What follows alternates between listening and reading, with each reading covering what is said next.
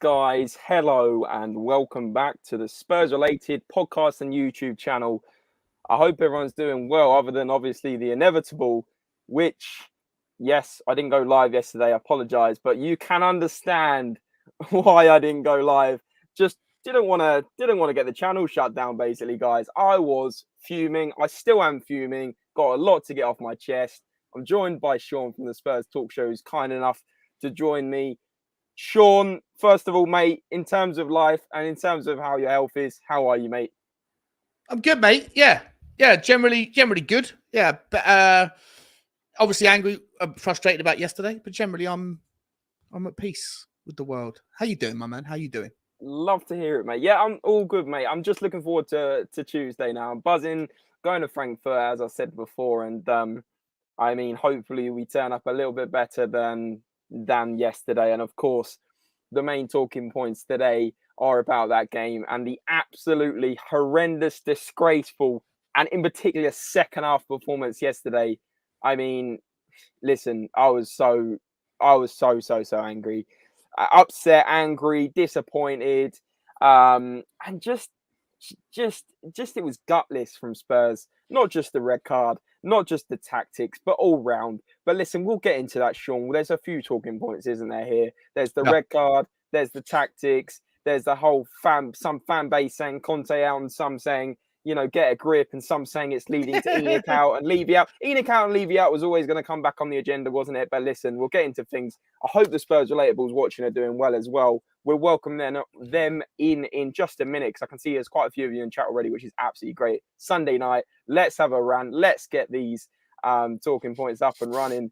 But Sean, I thought to kick off the video, we could talk about, well, I mean, take your pick. I've got Conte's tactics. I've got the red card situation. I've got how Kulusevski not being present made a big impact. Yeah. Let's start before the game then, right? Let's before we get into the game itself. If it's okay with you, I think the best order to do it in is the pre-game news that we didn't know, and the news that we did know, which obviously was the team. I was on the We Are Tottenham TV pump-up show, mate, and there was 1,200 people that were watching as those teams were released. And like, I've never seen such a wave of like pessimism flow down the comments. It was quite insane. And so obviously everybody wanted to see 3-5-2, James, right? Then we're going 3-4-3. It's only after the fact, after the game, that we find out from Conte that Bissouma hurt himself when he was playing for his international team, and that it wasn't that he wasn't fit, but it was that he didn't train rather, for the 2 or 3 days upon his return from international duty, which, you know, I guess it doesn't mean that Conte wouldn't have done 3-4-3 anyway, but maybe it explains it or gives him a little bit of a pass, especially, you know, that Ollie Skip also hasn't really played any minutes. So, and it would be very difficult for him to be given that role. So, yeah, I mean... Yeah, that was a shock, wasn't it? I mean, we weren't aware about Bissouma really until, obviously, like you said, kind of, well, very near to the game, and more after the game was to come of that. But I mean, talking about, like, obviously Kulusevski not being available, Ben Davies, I mean, Lenglet, I mean, for me, wasn't great. But most of the players weren't great yesterday. I'm sure we'll get into individual performances, but for me, I mean, just quickly on the 3-5-2, I was on the Irish Hotspur as well before the game, and as soon as that lineup came out, everyone was like, "We've lost. We're playing four midfield." You know, Xhaka, Partey, and Odegaard were going to run it. And to be honest with you, mate, they did exactly that. And do you know what? I was trying to say positive. I was trying to say, well, Bentancur and Højbjerg have been in great form, but my goodness, mate, we did get overrun. But let's talk more about this in just a second. I want to just get to the chat before I get behind straight away. We've got Chris in here. Chris, always a pleasure, mate. You coming in the chat. He's saying what went wrong in short. Conte's tactics wrong. Lloris, Howler, and in a big game yet again. And needless sending off from Emerson. To be honest, nail on the head there. But Chris, I honestly think there's more problems than just that. I don't think there's enough being talked about the fact that obviously the midfield got overrun. Then obviously we should have played an extra midfielder. That's down to Conte. But also further than that, I don't think Perisic had a great game. I don't think Son had a good game. Richarlison was quiet, which I was very surprised about in a derby. All these things that build up just contribute to an absolute shambles display. I mean, First half, we kind of held our own. We got to the break as in, in an all right position. I was fairly happy at halftime. Were you, Sean? Yeah. Well, I wasn't happy, but I was relieved because I thought second half.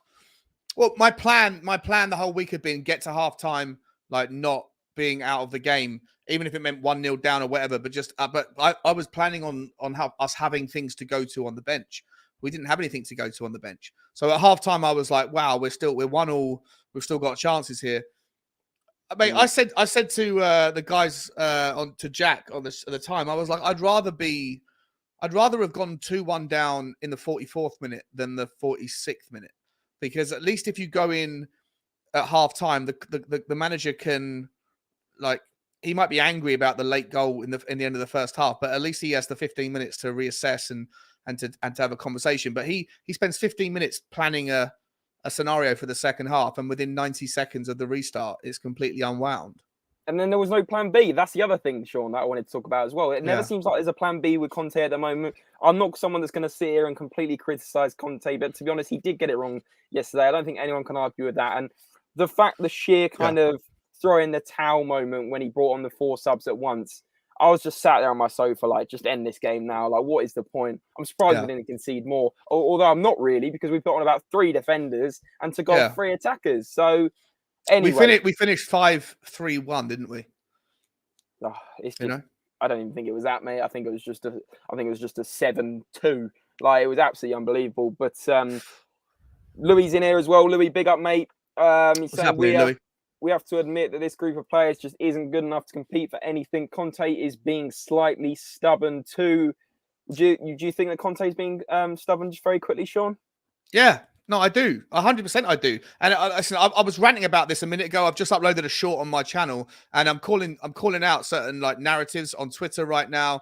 And I don't want to get off track because this is about the Arsenal game. But, like, it's okay for anybody out there that is fearful of saying anything bad about Conte, for feeling like they're going to get called out as ungrateful that we've got the best manager in the business or whatever. No, it's okay. This guy gets paid £15 million a year. It's okay to critique the fella, and it doesn't mean if you're unhappy with in-game tactics or pre-game tactics or formations or substitutions, it doesn't mean that you're Conte out by saying that Conte could do better or Conte could be less stubborn or less predictable. It's okay to have an opinion about Conte without being put into this bucket that some people are trying to, like, create. That if you're anything other than Levy, if you're anything other than blaming Daniel Levy for this, then if it's anybody else's fault, if you dare blame Conte, that means you're Conte out. It's a fear tactic that you don't want to get pulled into that bucket. Don't feel that way. It's okay. It doesn't mean that you're one or the other. The truth is somewhere in between. Yes, Daniel Levy, I agree with what Louis is saying. The group of players isn't good enough. And so Daniel Levy and Paratici have a slice of the blame for not doing enough in the window. But he's got what he's got, and he's paid enough money to be able to figure it out. And it's okay. You can be frustrated or disappointed with the players we have, but also you can be frustrated or disappointed with the decisions that our manager makes. Two things can be true at the same time.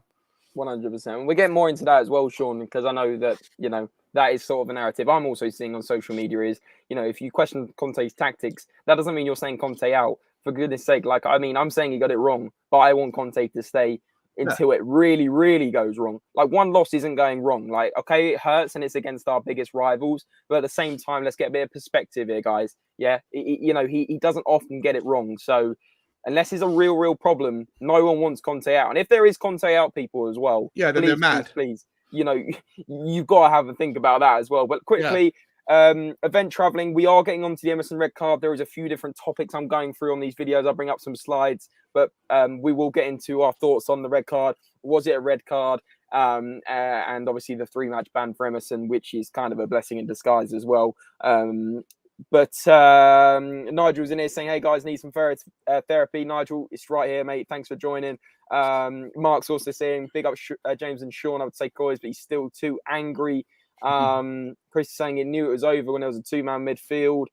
We've also got Jack Goffin here saying, big up lads, deflated to say the least. Arsenal was the better team yesterday. There is no running away from that. Jack, completely agree, mate. They deserve to win as much as it hurts to say that. He's also saying we got pulled apart, especially second half. Bentancur was great.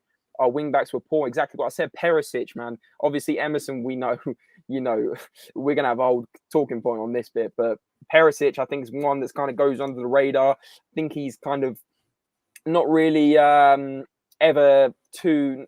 People aren't too critical on Perisic on social media. It's a lot of, we've got this world-class player that used to be, I guess, at the top of his game. And now he's kind of coming to the end of his career. And maybe we need to look at... well, not blaming, obviously, just him, but he might be part of the blame, right, Sean? Perisic? Because I don't think he was good yesterday. Yeah. No, I don't think he's been particularly good since he's come. I think he's good at set pieces. I like what he offers in that regard. I like his crossing, but I think he's really bad defensively. And I think his I don't know. I get the impression that the guy's kind of winding down his career a little bit. I don't want to be too harsh on him because I like him in the squad. But for me, the right choice would have been, if you're going to go 3-4-3 yesterday, and you know that you don't have Lucas Moura, and you know that you don't have Decky, and you know that Brian Hill isn't going to play any minutes because he was a transfer deadline day cancelled transfer, then why not play Sessegnon at left wing back and keep Perisic on the bench and have him as the guy that can come on as the attacking option should we need it for left wing forward in Sonny's replacement? Because, again, another thing where I just don't understand. If I think Perisic is really good going forward, but he's terrible defensively. And so for me, maybe the left wing back thing isn't working for him. The right wing back thing certainly didn't work for him. So maybe he should just be that fifth forward in the absence of Lucas Moura, because he's out for a long term. And we don't know how long Decky's out for. Maybe we should keep Perisic for the option off the bench in the forward line, because I don't think he's good enough defensively.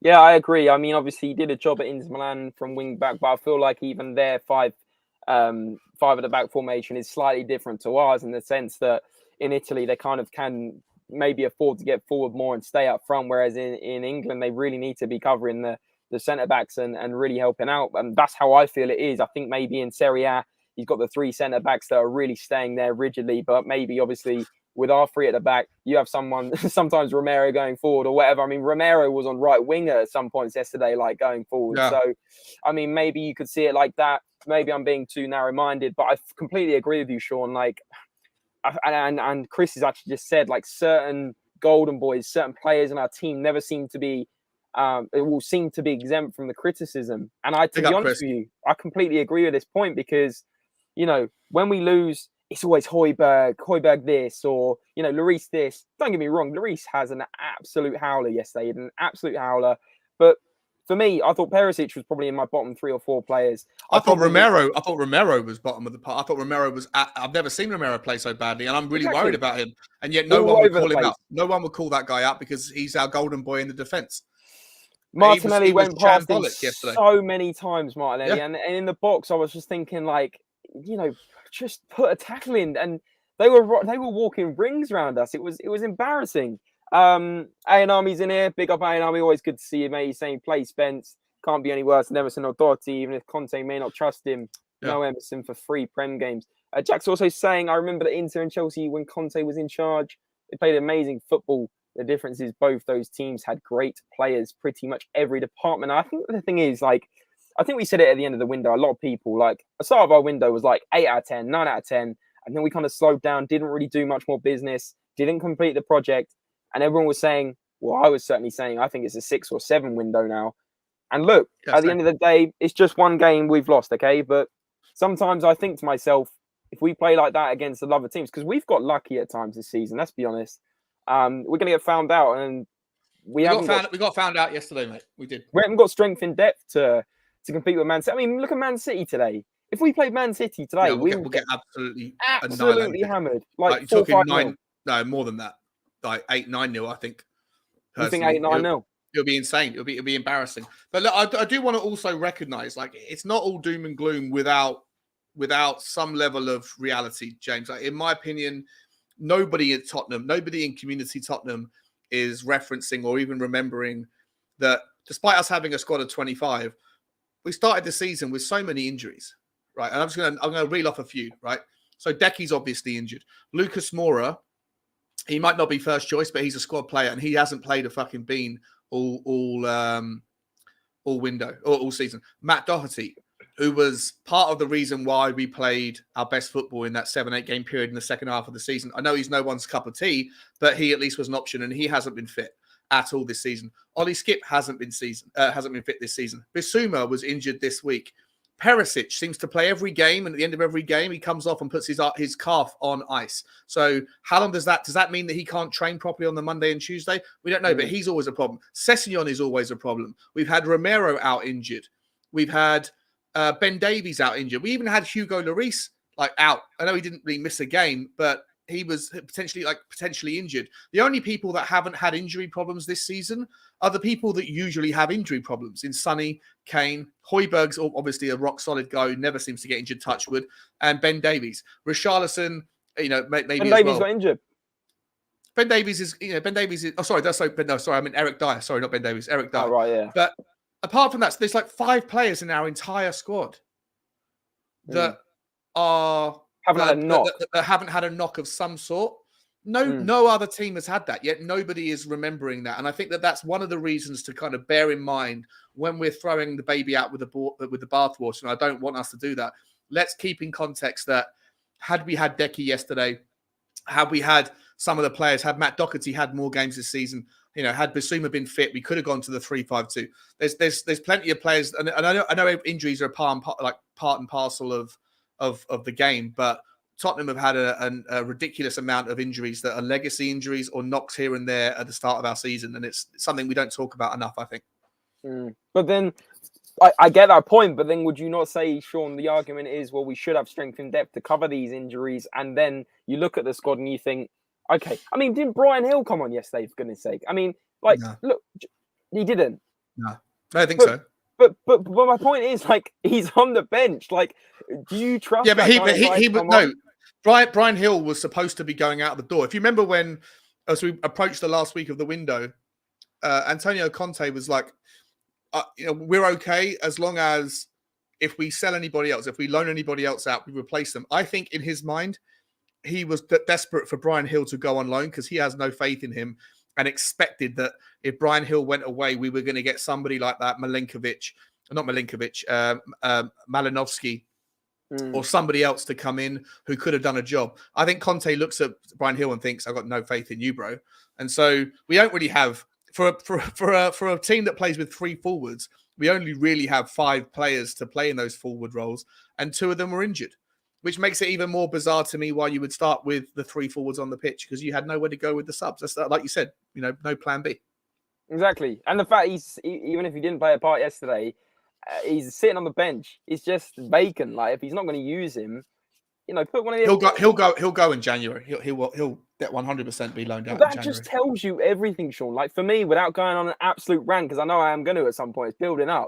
But the fact that he's on the bench and he's not going to be used, what's the point of having him on the bench? Why has he not been sold? Why has he not been loaned? And why haven't we brought in an adequate replacement where we've got another forward player on the bench? Oh, wait, we've got Kulusevski on the bench. No, he's injured. So when you get one injury, who else do you have in attack? Absolutely no one. How can you win a football game with no plan B in attack?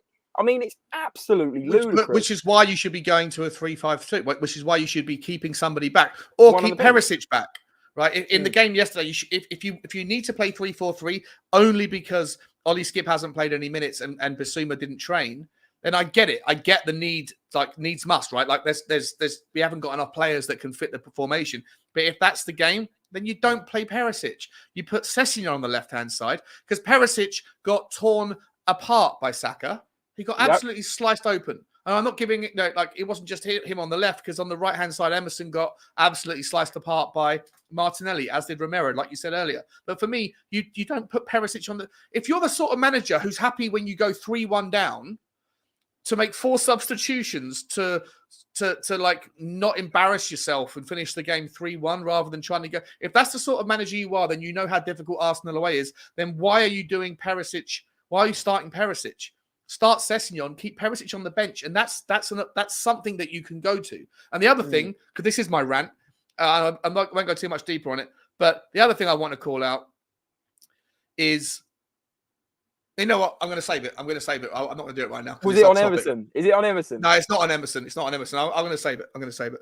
Okay, let's get back to guys, look forward to this rank. I reckon it's going to get a bit spicy in it. If you guys are enjoying the content, there's about 25, 30 of you across all socials. Really appreciate the support with this video tonight. Smash the like button. It is absolutely free to do and helps this channel out massively. And of course, as you can see scrolling down the bottom, guys, now we have got a super chat feature. If you do want to skip the queue and you do want to put your comment on screen. Oh, you're monetized. You're fully monetized now, are you? We are on this. So yeah, smash it. Even if it's like I think you can do like 99p or 199, just smash it in. Helps the channel out massively. And your comment will be read out as soon as possible in the talking points. But Sean, obviously we've kind of covered Conte's tactics, Conte's kind of plans, I guess. We'll probably come back to that. But the one I wanted to get to now is obviously the red card. Now there is going to definitely be a rage moment here for sure. But from your point of view and that red card yesterday, just talk me through it. Firstly, did you think it was a red card? And secondly, well, we're getting to the secondly part first. Did you think it was a red card, first of all? I didn't. Well, not only did I not think it was a red card in like legitimacy, but I didn't even see the red card getting pulled out on the screen because I had the commentary. No, you didn't miss it. They messed up. BT's. They didn't show it, right? No, it's BT. Yeah, they're useless, mate. They didn't show the red card, did they? They were messing about with the replay from about 10 minutes ago, and then I heard the Arsenal fans going, "Yes!" and I thought they'd scored or something. And it goes a red card for Tottenham. I'm like, I didn't even show it. It's insane. But you know what? Like, listen, for me, it wasn't a red card on any level because there's 1,000 examples of tackles that are similar or worse that weren't even given as yellow cards or were given as yellow cards as best. But if you want to just call a spade and say it's up to the subjective, decision of Taylor, who by the way is an Arsenal fan, there's no consistency. Like the thing that pissed me off more than anything was that he didn't even come back when Odegaard water skied off of Sonny's back at the end of the first half, I think it was, or at the start of the second. I forget when it was in the game.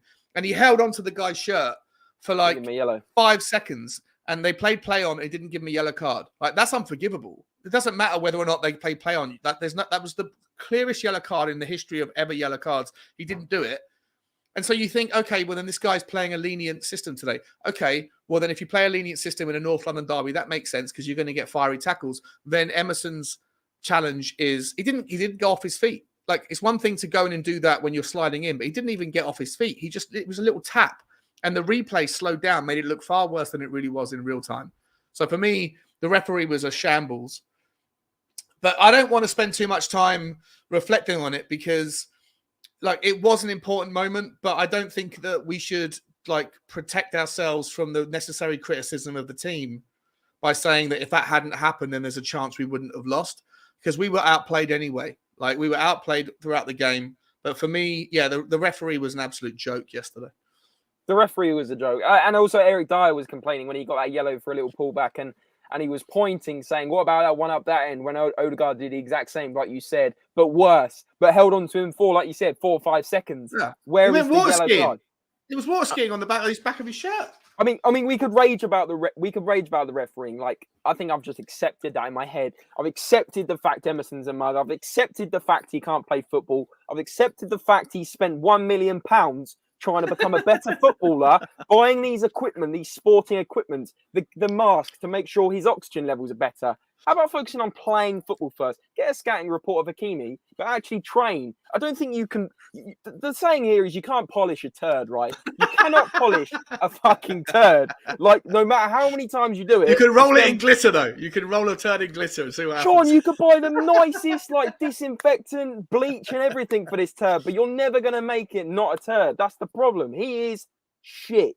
End of story. I don't want to see him playing for Tottenham again. You can call me harsh if you want, but the guy has numerous chances and Conte has backed him. And surely now Conte's like, yeah, there's only so much I can do with this guy. We should have bought a right wing back in the summer. No, hang on. We should have bought a right wing back in the summer. 100%. We should have... we did buy one. It just wasn't the one that Conte thought was valuable. But Conte didn't buy one. Apparently it was a Tottenham signing. Apparently it was so he should have been loaned. He should have been loaned out. Should have been loaned straight back to Nottingham Forest, shouldn't he, or to Middlesbrough or whatever? And then we should have gone again because it's like we did it with Udogie, If and either of how good would Udogie be right now? You'd love him. I don't know if you've been keeping up with him in Udinese, but the guy's well. 3 goals, 2 goals. But for me, like the benefit of this, like the blessing in disguise, is that we don't see Emerson. Listen, I got a little bit of like it's hard. It's a hard one because I know he's not good enough, but I love a trier. I love somebody that shows good character and ambition and passion, and that knows that they're not good enough and does everything they can to get better. But at the end of the day, the dude's ceiling is like everybody else's basement, and he can't. Doesn't matter how much money he spends on scouting reports or bariatric chambers or whatever they're called, he won't be able to just step up. He's just not good enough. And as much as I will wish him well when we finally get rid of him, he's not good enough. And the blessing in disguise is that he's not going to be around for the next 3 games. And so hopefully... Sean, I don't want him around for the next 38 games. I don't want the guy. I'm not even overreacting. Like, yeah. I've tried to give him time, and I've thought to myself, do you know what? He's had a couple good games. He played really well at Anfield. And then he played, I think it was another game where... the last really 6 games of the season, he played well. So did Matt Doherty just before that, little periods, but they're not good enough, are they? But to be honest, Sean, they're both not good enough. But Matt Doherty in those performances was far better than Emerson over his whole Tottenham career. Yeah. Matt Doherty put in more good performances in those 6 games than Emerson has as a whole. So for me, I've been saying it for ages, and I think it's actually quite a minority opinion that I would play... Doherty over Emerson. Yeah. I would have played Doherty over Emerson from the start of the season. He's been injured though, isn't he? He's been out until now. He's only just come back, right? So I don't know if he was 100% fit. I think I'd rather play a 50% fit Doherty than Emerson. Would you rather play Jed Spence though? Yeah, honestly, Sean, I put you at right wing back over Emerson. Don't do that. You'd probably put in more effort. You'd probably be able to... Probably not, mate. Probably not, to be honest. Sean, honestly, I kid you not. I don't know how the guy was playing for Barcelona. Yeah, just take a minute to reflect on that. I hear you.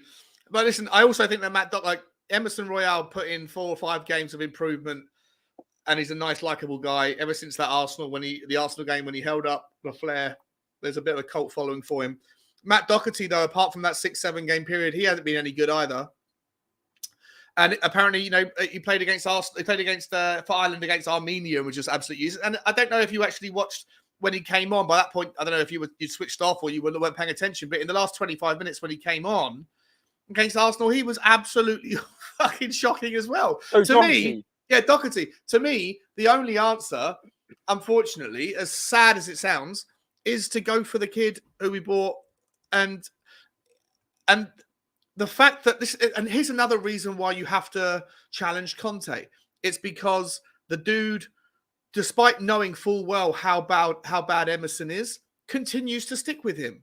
And everybody that's like, you can't blame Conte, this is Levy's fault. Those same people, like, they talk out of both sides of their mouth. On the one hand, they say, like, you can't blame Conte at all. You have to blame Daniel Levy for this mess. And then at the same time say, I don't understand why Conte stays with Emerson and doesn't play Spence. Okay, so there is so if you were in charge right now, bro, then you would play Spence, right? So you can blame Conte for some things. It's not binary. There's shades of grey with everything. And to me, right now, I think the blessing in disguise is that Jed Spence will hopefully get some minutes against Brighton, against... whoever it is next, Man United. Is it Man United after that? Or Liverpool? Leeds. We got some tough games after Brighton. Yeah, right? Leeds as well. Yeah, we've got Man United. Who else have we got? We have got some tough games. But I think that Jed Spence is the sort of guy. Sorry, mate, I'm on a rant. But I think that Jed Spence is the sort of guy who I don't know him, so I could be mildly wrong on this one. But for me, he strikes me as the sort of guy who, if you give him a chance, he will grab it and take it and run with it, and he'll secure his spot. He'll make mistakes along the way, but I think in his first game for Tottenham, he will excite Tottenham players. He'll get the ball, and he'll be aware in his mind, what is it that the Tottenham fans are frustrated with our current right wing backs? Oh, they don't run. They don't run at the ball. They don't run at the defenders. I think he'll get the ball, and the first chance he gets, he'll try and run. And I think Tottenham fans will immediately go, that's all right. Look, we know you're raw, right? We're going to have to accept and understand that you're not going to be perfect. You're going to make mistakes, but I love the fact you're giving it a crack. And I think he's smart enough to recognize that. He's probably good enough to do it. It's not always going to work out, but for me, I think he's the sort of guy that will especially if he can go and get an assist or, dream world a goal early doors in the next 3 or 4 games. I think he'll take the ball by the horns and grab his chance. Sorry, man, rant over. Sorry. No, that's not a rant. That's a good point. And a lot of people agreeing with you in the chat as well. Jack saying, spot on, Sean Spence is hungry, needs a chance. And like you said, because he's raw, you can almost mold him. And if he's got the tenacity, if he's got the desire to want to be a good player, and he's going to take that opportunity because he knows that Doherty will be, down his throat, ready for that opportunity as well. I'm just not too sure he'll go with Spence over Doherty. I think he'll go back to Doherty. No, I think you're right. And that will piss me off. Again, that's another reason to say, can we challenge Conte yet? Are we allowed? When are we allowed to start to say Conte? I'm scratching my head, bro. You can challenge him now, but like you said earlier in your starter point about, people saying that if you're saying, questioning Conte, that means you're Conte out. That doesn't mean you're Conte out unless something, like I said, really badly goes wrong over a number of games. Yeah, and no one's Conte out.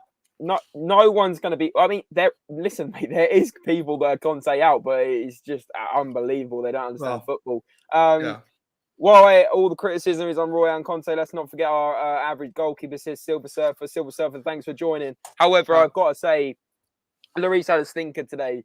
And I am one of Hugo. I would say I'm one of Hugo Lloris's biggest fans. I defend him when people say he's finished. I defend him and this and that. But Sean, the only thing I was questioning about yesterday is A, was he ready? Was he 100% fit? And B, how many times can we say, back Hugo? Of course, he's a club legend. He's been playing with us for 10 years now. Yeah. You can't.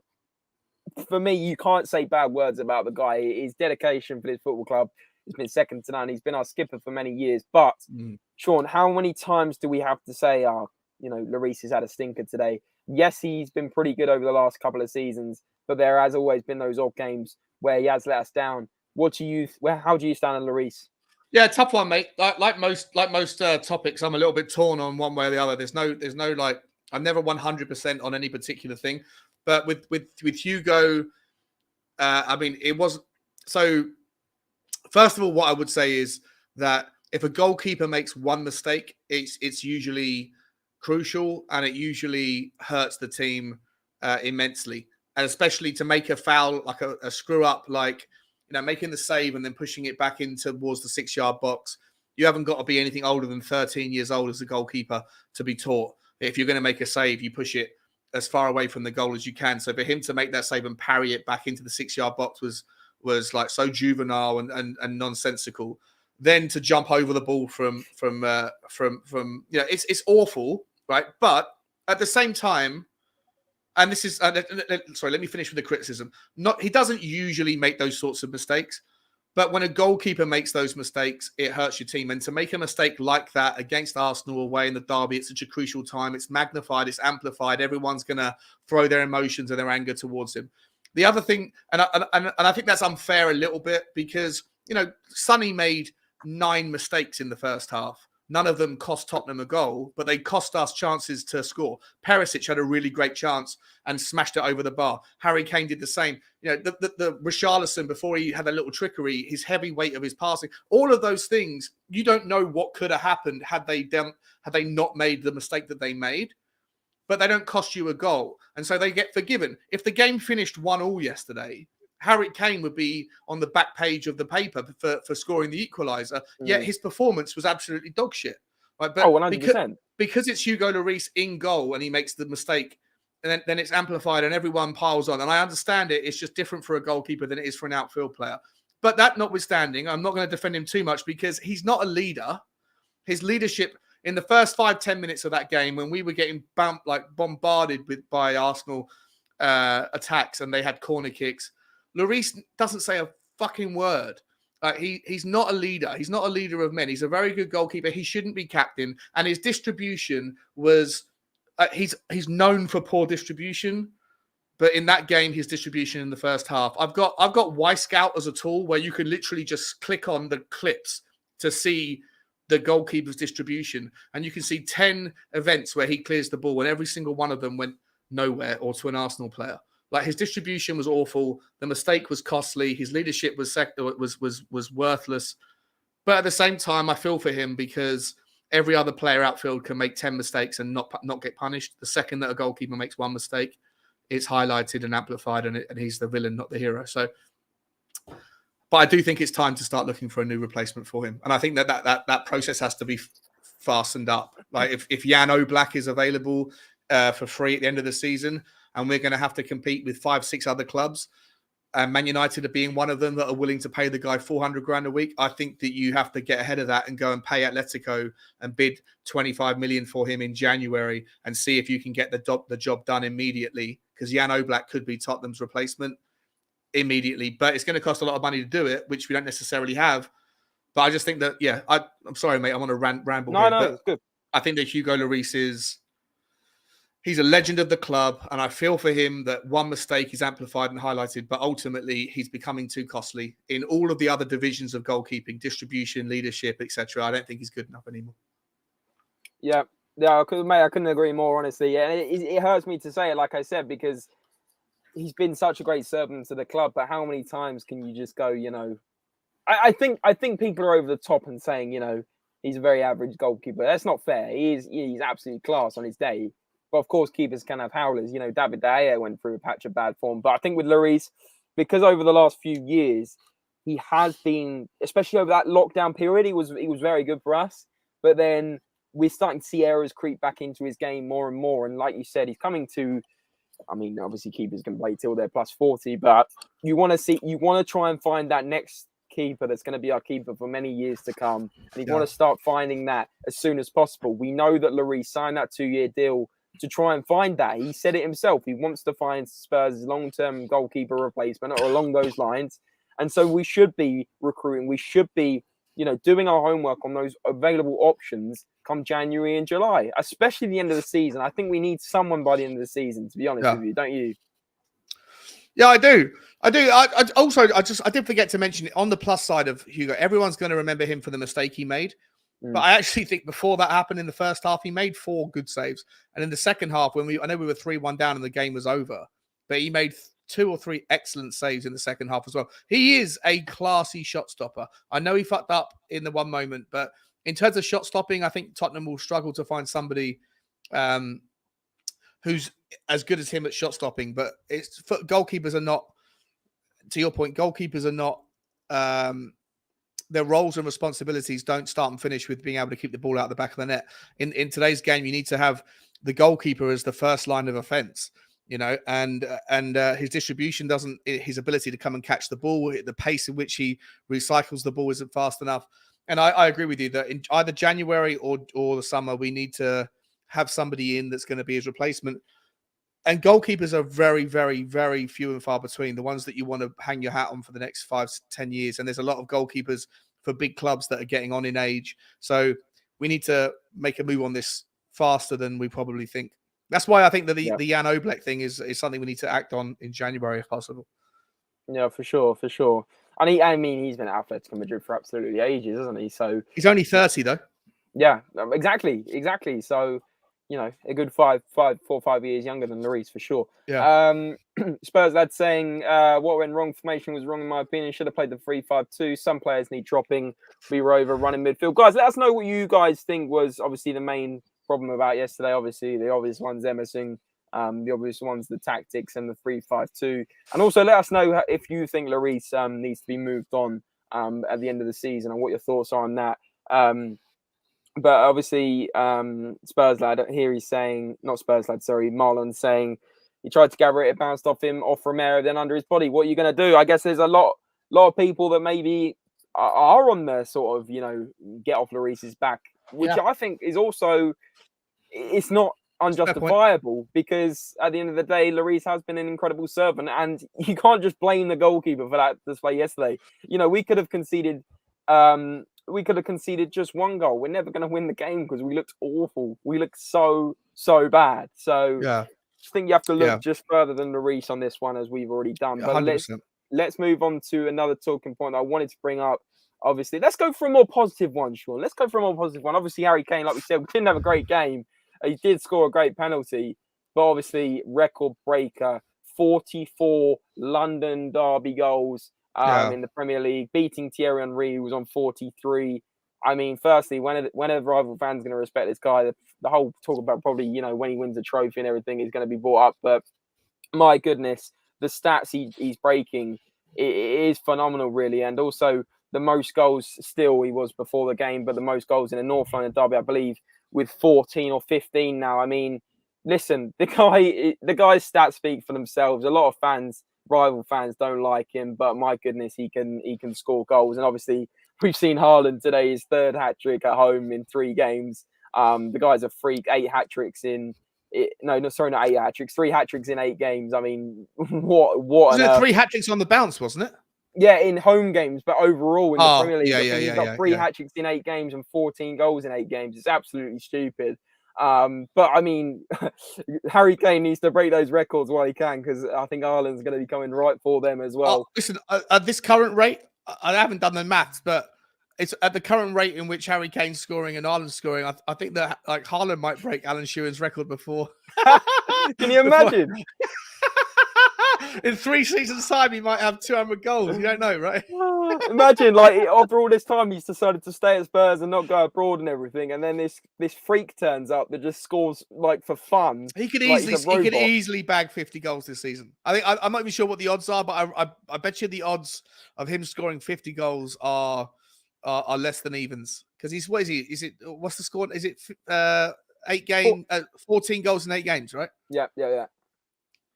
Crazy numbers. THFC till I die saying big up lads, 352 all the way. Big up. Not sure if that's Dermot or Ellie or even potentially even Philip. There you go.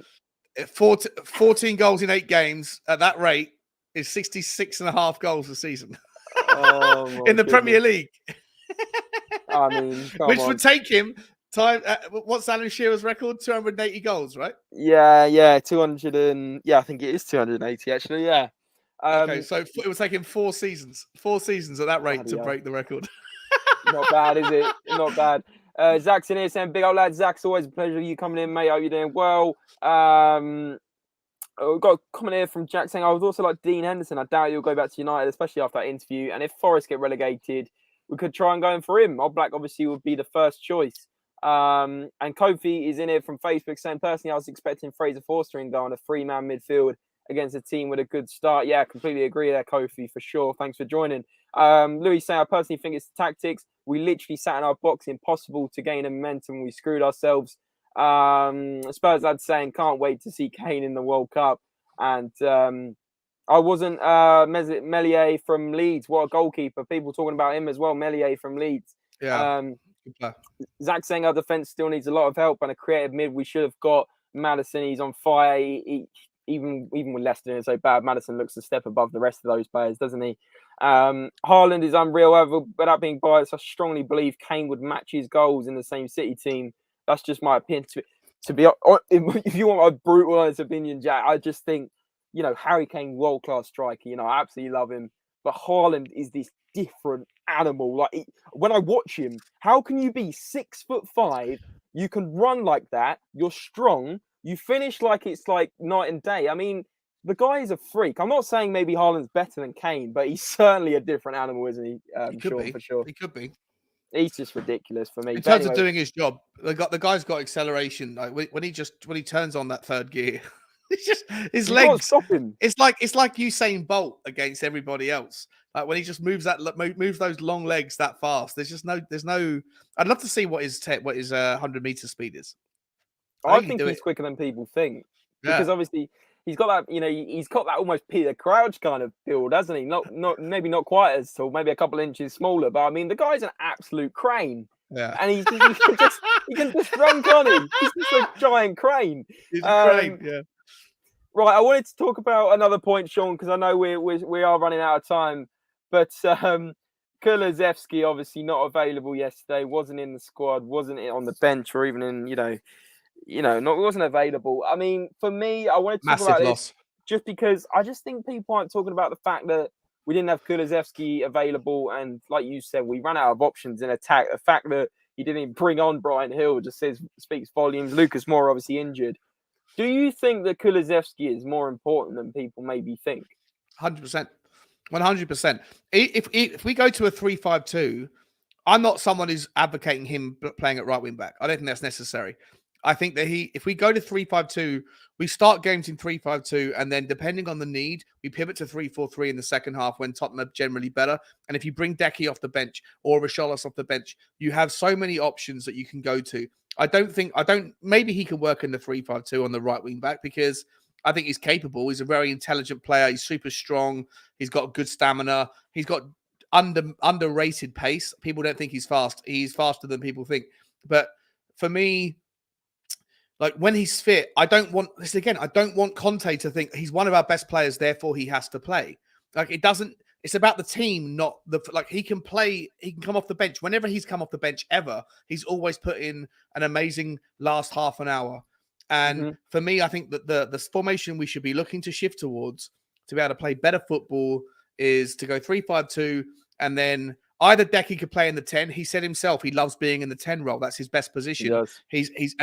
If he's better in the 10 than he is in the right flank, then what a player I want to witness in that position. But we haven't tried him there. He is super important. His loss yesterday, his absence yesterday was really, really obvious and massively felt. So yeah, look, he's become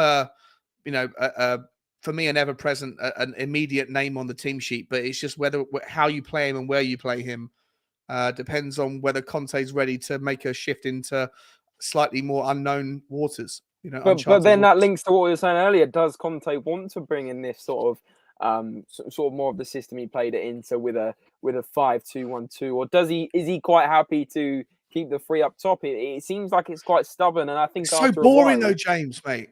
Like as fans, it's the worst football I've seen. It's equally as bad as. I think this is worse than Mourinho.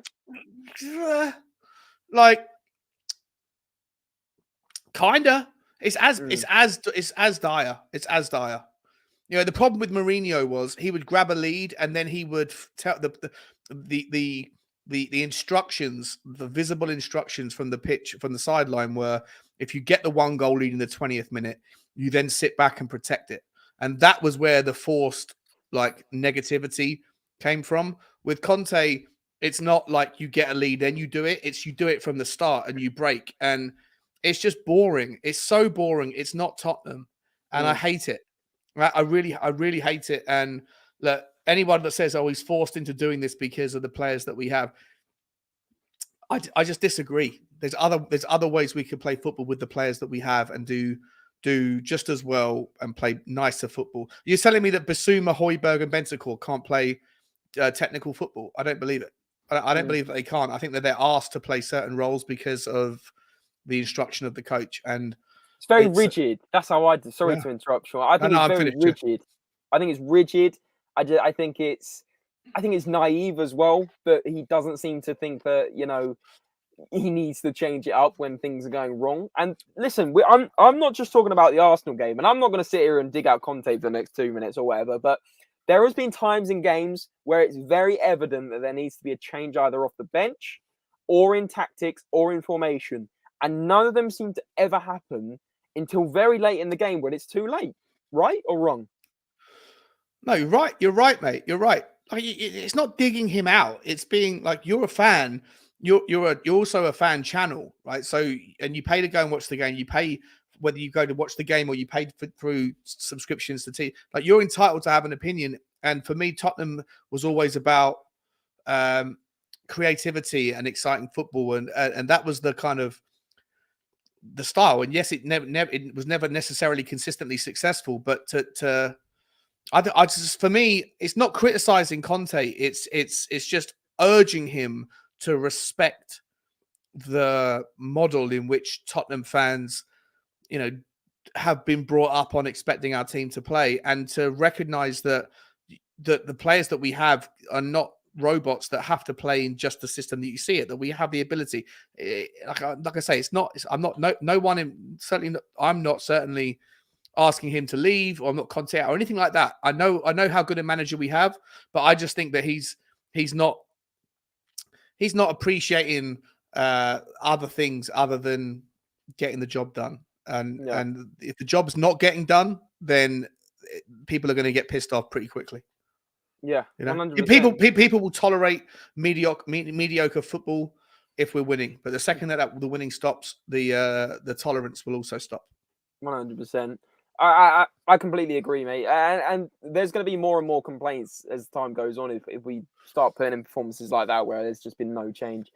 Lisa saying, per Ali Gold, Conte didn't go with a 3-5-2 because Bissouma came back with a niggle and Skip had only started playing again many months out. Didn't think it was right to throw him back in to start the North London derby. But then, listen, Lisa, thanks for your comment. I completely agree with it, and we're discussing the 3-5-2 on and off. But for me, it's like, okay, so he didn't want to play Bissouma because he's not 100% fit. Absolutely fine. But then I guess it goes to the other talking point is, do we have enough squad in that centre mid position? Because obviously Skip wasn't 100%, but is 4 centre mids enough for a team, especially if you get 1 or 2 injured? Then where's you got Pape Sarr? You got Pape Sarr as well. He's not there, mate. That's what I'm saying. He's not there. So if he's in the mix, then fine. Yeah. But for me, I think if you're playing 2 in midfield in centre mid, and then you suddenly want to do a 3, is this what's holding him back from doing a 3 in centre mid? Because if you had 3 in centre mid, who's coming off the bench if there's an injury? Well, but to the same point though, he had nobody coming off the bench, and he played 3 up front. So true, true, yeah. If you're playing 3 in any position, but you only have, you should have, as best you can, a comparable replacement for every player on the pitch. And if we got 6 people that play occasional forwards, the 3 that we know, the 4th is Richarlison, the 5th is Lucas Moura, and the 6th is Brian Hill. Brian Hill wasn't the intended 6th. Brian Hill was supposed to be out on loan, and then last day on the transfer window, he got shut down for whatever reason. We don't know why. And then we're stuck with Brian Hill. He ain't going to play any minutes. And then you've got, Decky and Lucas Moura are out injured. So you've only got 4 recognised. And then, for the 2 positions, if you want to say if we want to have 3 in the midfield, then we should have 6 midfielders. We don't have 6 midfielders. We have Skip. Or at least 5. At least 5. Yeah, at least 5. And we don't, do we? We have 4. You're right. No, we have 4. We have Skip, we have Højbjerg, we have Bentancur, and we have Bissouma. Yeah, we need another midfielder, and ideally someone creative. We should have got Tillemans. Tillemans, Maddison, someone like that. Tillemans, Maddison. I mean, even that Malinovsky guy could play in the hybrid. Something like that. Yeah, we definitely in January. Yeah, one of them. Yeah, 100%. We're talking about them all summer on the YouTube videos, and Conte didn't decide. It never happened. Never happened. Mate, I've really enjoyed the chat tonight. I've really enjoyed the talking points as always, mate. I think we will wrap up tonight now because it is getting late, and also there's only so much I can talk about negativity with Spurs. We tried to keep it positive, guys. We tried to. But listen, what do you expect after an absolutely defeat? Tomorrow we got to move forward towards. It's 48 hours until Frankfurt, so we got to start talking about Germany. Absolutely. And talking about Germany, guys, those of you that weren't here the other day for the video, I'm actually going over to Frankfurt to the game. I'm absolutely buzzing. First ever Champions League away game away in Europe. I'm going to vlog the whole thing, so stay tuned for that on the channel Tuesday night, very late. I'm going to edit it over there. I'm going to absolutely sweat the edit, so don't worry about that, guys. As long as we win, if we win, it's going to be insane. But either way, obviously, I'm going to share my experience with you guys, and I hope you do enjoy the video because I'm going to really do my best to make it as insightful as possible for an away trip that I am honestly buzzing to go to. Obviously, a little bit less buzzing after that performance yesterday, but hopefully we can bounce back. Be interesting to see, just very quickly, right wing back. Who do you think is going to be played? Obviously, Emerson isn't banned for the Champions League, right? So yeah, it'd probably be him again. And if it is, you know what? No. But that's what I mean. If it is, can we start to say, like, can we start to challenge Conte? Yeah, everyone's gonna be so angry if he plays. Like, I can't wait for the action on that. But listen, challenge Conte. Yeah, not Conte. Hashtag questionable Conte decision. Question Conte. Yeah, question. That's it. Question Conte. Yeah, absolutely. Mate, have a great time in Germany, my man. I'm jealous as hell. Thank you, mate. Thank you, mate. Like I said, guys, please do smash the support on this video. Smash a like. There is the super chat option if you want to support the channel in any way you can. Really does mean a lot. It helps us upgrade equipment, cameras. I want to get a nice little microphone. I'm sure Sean has a nice little microphone, something like that. All that kind of money goes towards that. So any small costs really do help. Just very quickly before we end things off, Sean, where can people find you if, of course, they don't know already, mate? Yeah, you can find me at Spurs Talk Show, guys. Yeah, Spurs Talk Show on YouTube, Instagram, and Twitter. Yeah. Do my daily content. I've had so many problems with my Wi-Fi and so many problems with work that I haven't been able to do many streams of late. So I've been doing my walks with my dog every morning. I try and get it uploaded at midday UK time every single day. And that they will continue. But I am also going to be diving back into the live streams as soon as I can get my Wi-Fi sorted. So you can find me over there. And yeah, would love it if anyone who hasn't subscribed, and that would be awesome. But most importantly, subscribe to this channel. We're gonna try and get James to 2,000 as quickly as absolutely possible. Appreciate it, mate. Appreciate it. But guys, listen, go over to Spurs Talk Show if you haven't already. I know a lot of you are from there anyway, and recognise Sean obviously from being on Irish Hotspur and obviously being on his own channel. But I've just whacked the link in the chat, guys. Even if we could get Sean a couple subs, that would really make my night, to be honest with you, and really help him out. So please do go and support the channel, because Sean has just put up an hour of his time to rant about Spurs, which is, it might be good and it might be always bad. Fun. Get it off his chest for listening, guys. That is all we do have time for today. Really do appreciate everyone that joined over the hour. You guys know who you are that support the channel week in, week out. So thank you so much. Guys, stay tuned for that vlog on Tuesday. I'm absolutely buzzing to bring it to you. Sean, thank you very much again, mate. And challenge Conte. remember guys, in Conte we trust. #challenge Conte. And come on, you Spurs.